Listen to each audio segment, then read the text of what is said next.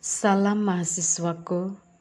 Hari ini kita akan membahas mengenai analisis SWOT.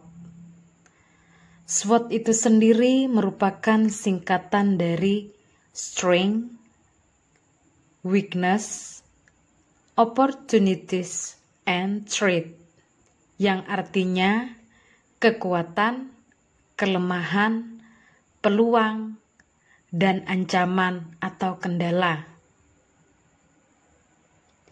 Di mana secara singkat nanti kita akan memahami bahwa analisis SWOT ini digunakan untuk mengatur sebuah strategi agar bisa berjalan ketika kita hendak melaksanakan suatu organisasi, usaha, dan lain-lain sebagainya. Sebagai langkah awal, kita akan memahami sejarah dari analisis SWOT. Albert Humphrey pernah memimpin proyek penelitian Stanford University pada tahun 1960-an sampai dengan 1970-an yang didasarkan pada 500 perusahaan Amerika Serikat Fortune 500. Humphrey memiliki proyek penelitian yang akhirnya dikembangkan dalam model analisis SWOT, yang merupakan konsep manajemen yang memungkinkan kelompok eksekutif untuk mengelola perubahan. Dalam riset ini, Humphrey mengembangkan konsep stakeholder dan juga analisis SWOT, yaitu pada strength, weakness, opportunity, and threat. Ketika kita mempelajari analisis SWOT, maka penting untuk memahami pengertian dari analisis SWOT. Analisis SWOT adalah suatu metode penyusunan strategi dalam mengembangkan sebuah usaha, bisnis, institusi organisasi. Analisis SWOT dipakai dalam penyusunan suatu rencana matang untuk mencapai tujuan, baik itu tujuan jangka pendek maupun tujuan jangka panjang. Pakar analisis SWOT Indonesia yaitu Freddy Rangkuti mengatakan bahwa analisis SWOT adalah identifikasi berbagai faktor secara sistematis untuk merumuskan strategi perusahaan. Analisis ini didasarkan pada hubungan atau interaksi antara unsur-unsur internal, ya, dan juga unsur-unsur eksternal. Unsur-unsur internal di sini adalah strength atau kekuatan dan juga weakness atau kelemahan. Ini disebut dengan unsur internal. Dan juga terdapat unsur-unsur eksternal, yaitu opportunities, peluang, dan juga threat atau ancaman. Ini yang biasa dikembangkan oleh Freddy Rangkuti, yang dimana beliau adalah seorang dosen juga konsultan bisnis, ya. Ketika kita bicara analisis SWOT, nah jadi strength dan juga opportunities itu dianggap sebagai suatu hal untuk mencapai sebuah tujuan. Nah, kalau kita bicara tentang weakness atau kelemahan, ini sering dianggap sebagai menghambat untuk mencapai sebuah tujuan. Kita ingat sekali lagi, strength dan juga weakness itu adalah faktor dari dalam. Opportunities and threat itu merupakan faktor dari luar. Ya, dimana sekali lagi dapat mengidentifikasi faktor luar adalah opportunities and threat, and faktor dari dalam itu adalah strength and weakness. Sangat penting kita harus memahami Perumusan analisis SWOT. Yang pertama, memanfaatkan kesempatan dan kekuatan, yaitu opportunities and strength.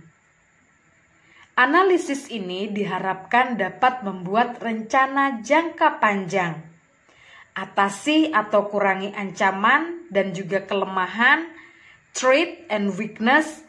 Analisis ini lebih condong menghasilkan rencana jangka pendek, yaitu rencana perbaikan, ya, short term improvement plan.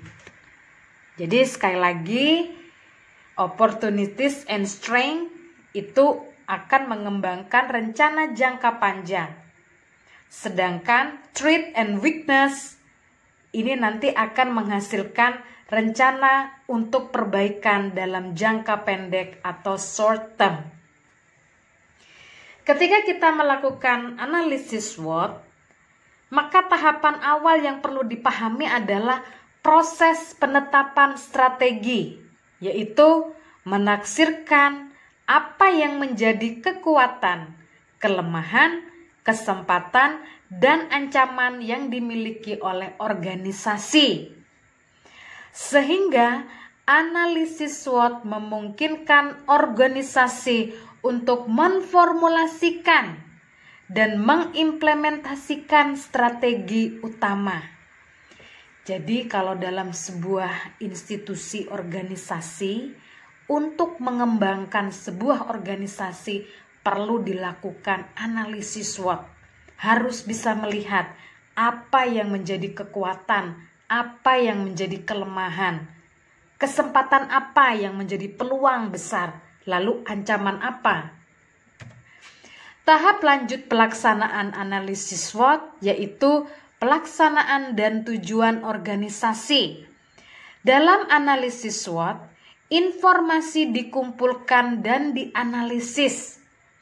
Hasil analisis dapat menyebabkan dilakukan perubahan misi, tujuan, kebijaksanaan, atau strategi yang sedang berjalan. Ketika kita mampu melakukan analisis SWOT, maka akan mudah dianalisa. Ya, kalau misalnya saja perlu dilakukan perubahan visi misi, perubahan strategi, atau juga kebijakan yang diambil, disesuaikan dengan hasil analisis kekuatan, kelemahan, peluang, dan juga ancaman yang ada. Kemudian penting untuk melakukan evaluasi pelaksanaan analisis SWOT. Penyusunan suatu rencana yang baik perlu diketahui daya dan dana yang dimiliki pada saat memulai usaha, mengetahui segala unsur kekuatan yang dimiliki maupun segala kelemahan yang ada. Data yang terkumpul mengenai faktor-faktor internal tersebut merupakan potensi di dalam melaksanakan usaha yang dirancanakan.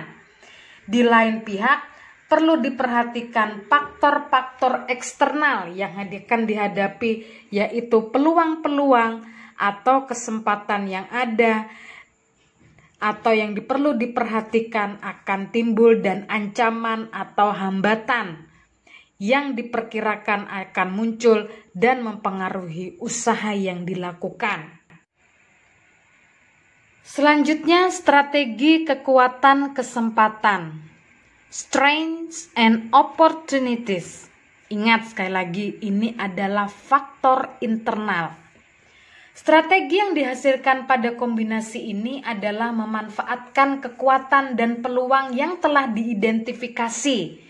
Contoh, bila kekuatan perusahaan pada keunggulan teknologi, maka keunggulan ini dapat dimanfaatkan untuk mengisi segmen pasar.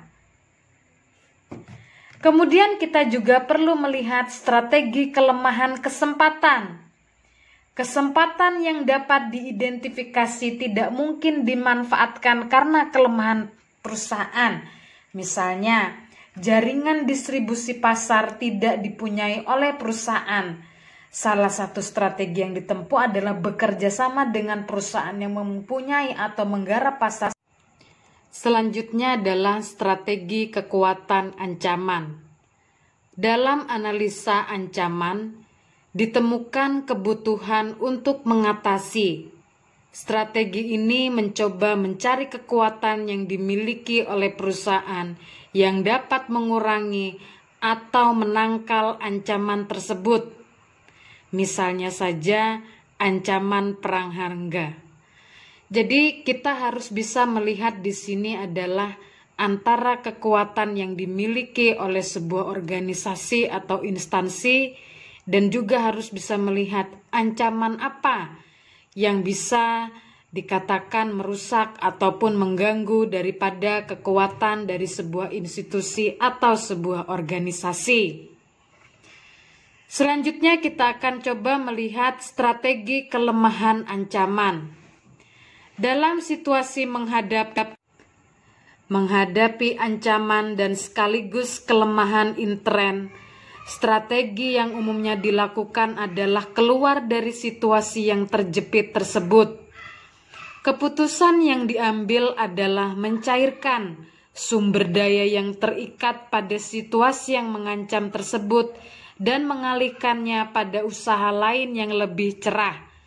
Siasat lainnya adalah mengadakan kerjasama satu perusahaan yang lebih kuat dengan harapan ancaman di suatu saat akan hilang. Dengan mengetahui situasi yang akan dihadapi, maka sebuah institusi atau organisasi atau perusahaan dapat mengambil langkah-langkah yang perlu dan bertindak dengan mengambil kebijakan yang terarah, mantap. Dengan kata lain, perusahaan atau institusi dapat menerapkan strategi yang tepat. Kita akan coba melihat contoh penerapan analisis SWOT pada strength. Strength atau kekuatan merupakan situasi atau kondisi yang merupakan kekuatan dari organisasi atau program saat ini. Strength bersifat internal dari organisasi atau sebuah program.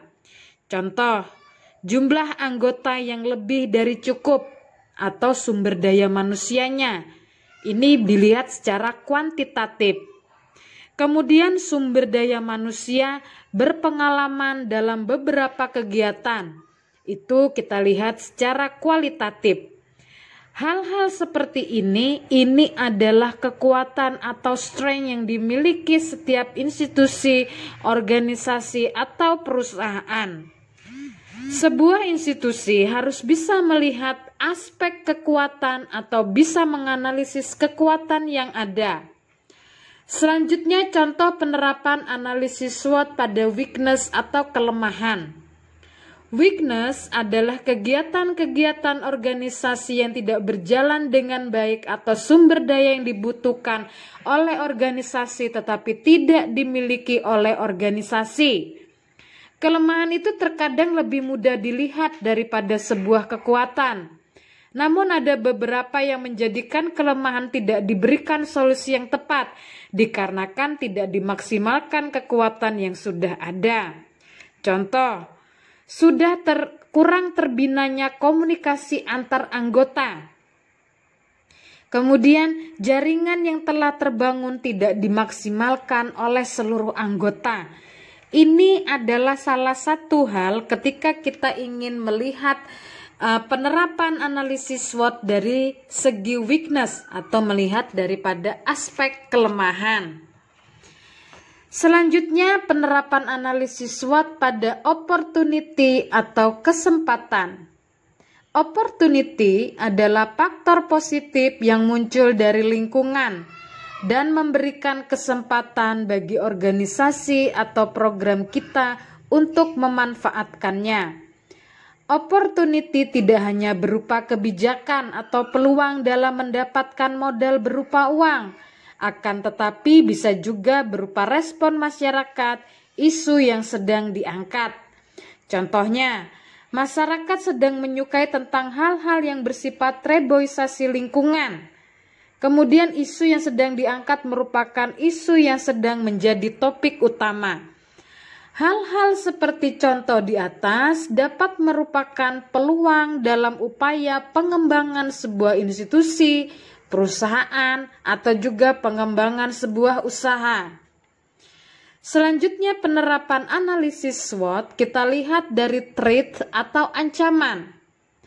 Threat adalah faktor negatif dari lingkungan yang memberikan hambatan bagi berkembangnya atau berjalannya sebuah organisasi dan program. Ancaman ini adalah hal yang terkadang selalu terlewat dikarenakan banyak yang ingin mencoba untuk kontroversi atau out of stream melawan arus.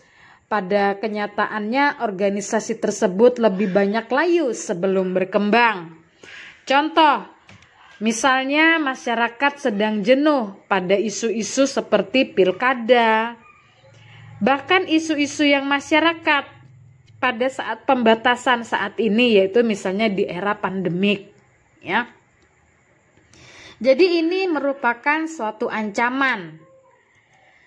Dari contoh-contoh tersebut, maka kita dapat melihat apa yang dapat kita lakukan dan kita gunakan, serta apa yang tidak dapat kita lakukan, serta harus kita lengkapi. Yang perlu diperhatikan dalam pembuatan analisis SWOT adalah SWOT analisis bisa sangat subjektif, bisa saja terjadi dua orang menganalisis satu perusahaan yang menghasilkan SWOT yang berbeda. Dengan demikian, hasil SWOT lebih digunakan sebagai arahan dan bukan pemecahan masalah. Kemudian yang kedua, pembuatan analisis harus sangat realistis dalam menjabarkan kekuatan dan kelemahan secara intern. Analisis harus didasarkan atas koordinasi yang terjadi dan bukan situasi yang seharusnya terjadi. Kita bisa mengambil kesimpulan dari analisis SWOT yang kita lakukan pada hari ini. Analisis SWOT adalah perkembangan hubungan atau interaksi antar unsur-unsur internal, yaitu kekuatan dan kelemahan terhadap unsur-unsur eksternal, yaitu peluang dan ancaman. Analisis SWOT adalah metode perencanaan strategis yang digunakan untuk mengevaluasi strength, weakness, opportunity, and threat dalam suatu proyek atau spekulasi bisnis. Keempat faktor itulah yang membentuk akronim SWOT: strength, weakness, opportunity, and threat. Ketika kita melakukan analisis SWOT, maka proses analisis SWOT ini melibatkan penentuan tujuan yang spesifik dari spekulasi bisnis atau proyek dan mengidentifikasi faktor internal dan juga faktor eksternal yang mendukung dan yang tidak dalam mencapai tujuan tersebut. Kita ingat kembali faktor internal dan faktor eksternal. Analisis SWOT dapat diterapkan dengan cara menganalisis dan memilah berbagai hal yang mempengaruhi keempat faktor, kemudian menerapkan dalam gambar matriks SWOT di mana aplikasi adalah bagaimana kekuatan, keuntungan, advantage, dan juga peluang opportunities yang ada, bagaimana mengatasi weakness, kemudian apa yang menjadi peluang, dan selanjutnya melihat apa yang menjadi kekuatan sehingga mampu menghadapi ancaman atau threat, dan terakhir adalah bagaimana mengatasi kelemahan yang mampu membuat ancaman threat menjadi nyata dalam sebuah